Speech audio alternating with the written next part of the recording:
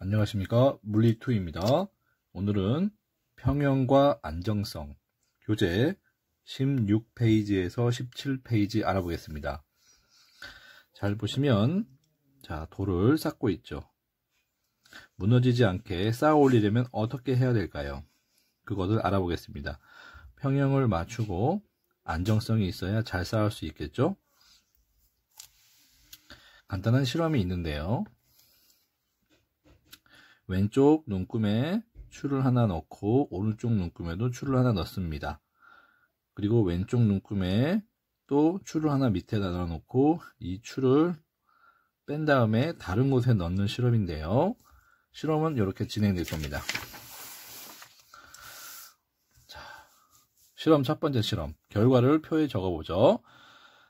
왼쪽 1번에 추 하나를 놨습니다. 그럼 오른쪽에는 평형을 이루기 위해서는 어디에 놔야 될까요? 추 한 개를 여기에 놔야겠죠? 추 한 개를 여기에 똑같은 질량을 갖는 추를 여기에 놓으면 되겠죠. 그래서 결과는 왼쪽 위치는 눈금 첫 번째, 추는 몇 개? 한 개일 때 오른쪽에는 추 개수가 몇 개 났어요? 한 개죠? 그러면 위치는 몇 번일까요?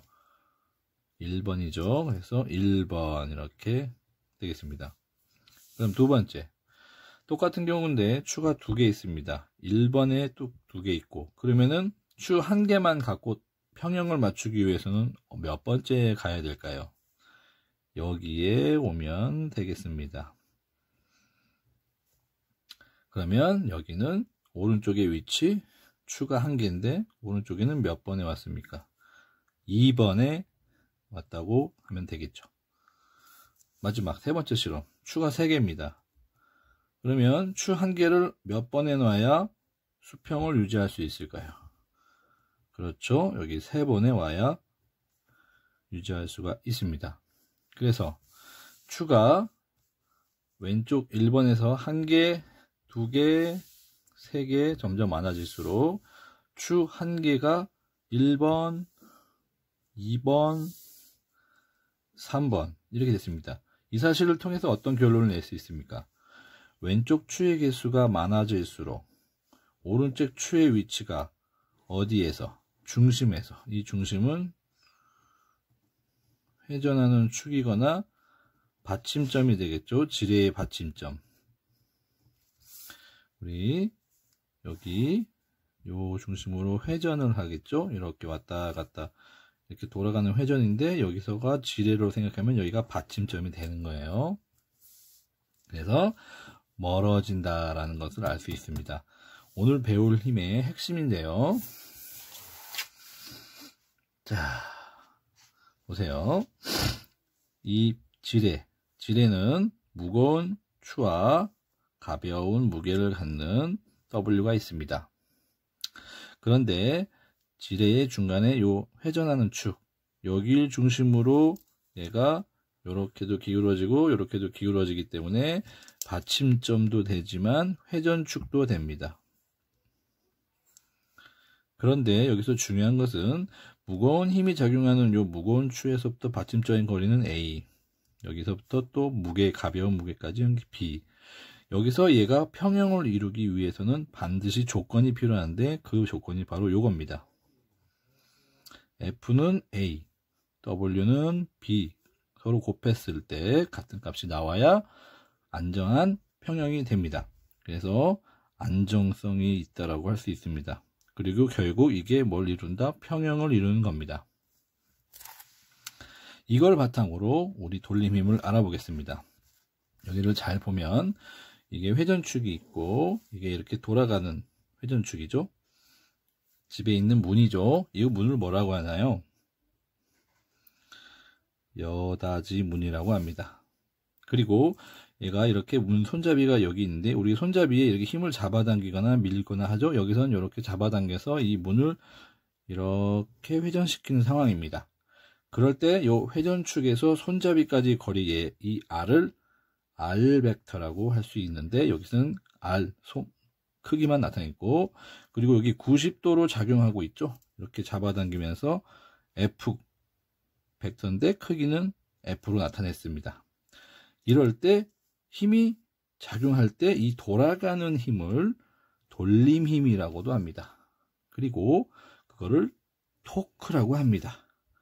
반드시 뭐가 필요하냐? 회전축에서 힘이 작용하는 거리가 필요하고 그 힘이 작용한 지점에서 힘이 필요합니다. 이 R하고 F가 있을 때 그때 돌림 힘은 회전팔의 길이 곱하기 힘 F입니다. 단위는 이렇게 나오는데요. 다시 간략하게 알아보겠습니다.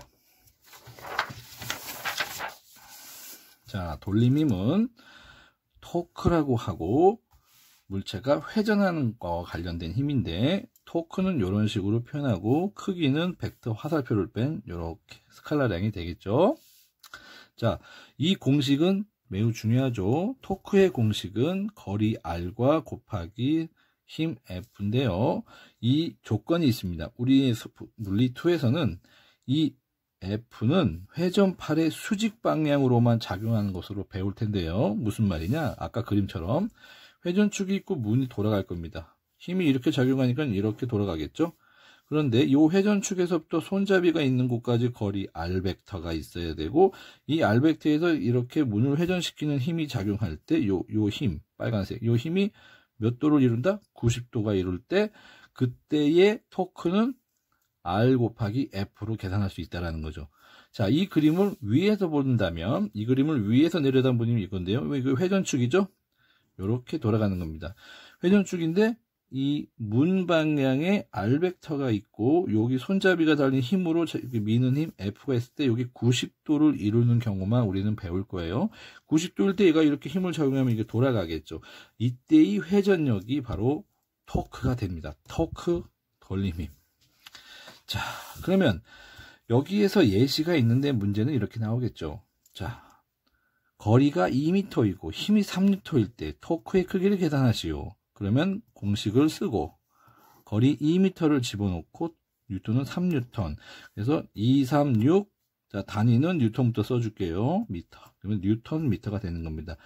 참고로 그래서 토크의 단위는 뭐가 나올까요? 토크의 단위는 뉴턴 미터가 되는 겁니다. 요 뒤에 있는 게 단위라고 하는 거죠. 그런데 재밌는 사실은 토크를 크게 할 수 있는 방법이 있습니다. 공식 그대로 토크를 크게 하려면 두 가지 방법이 있습니다. 요 거리를 길게 하거나 힘을 길게 하면, 거리를 크게 하거나 힘을 크게 하면 토크 값이 커집니다. 또 재미있는 것은 우리가 배울 때 회전팔과 힘이 수직일 때만 배운다 그랬죠. 그래서 얘가 회전축이고 이렇게 돌아가는 문일 때 얘가 이렇게 돌릴 때 힘을 이렇게 작용한다. 그럴 때 우리는 이 거리 방향의 R 벡터와 힘 방향의 힘 벡터가 서로 90도를 이루는 경우만 생각하면 되겠습니다.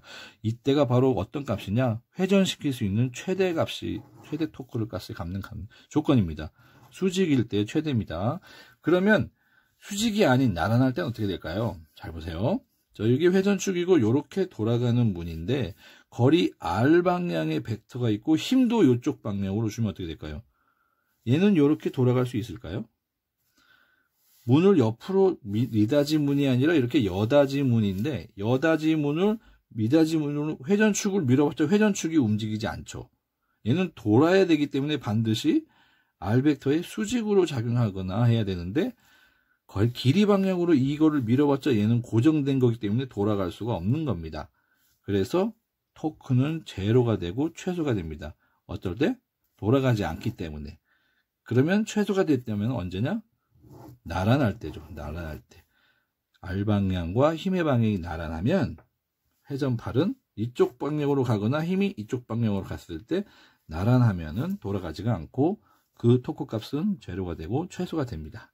돌아가지 않기 때문에.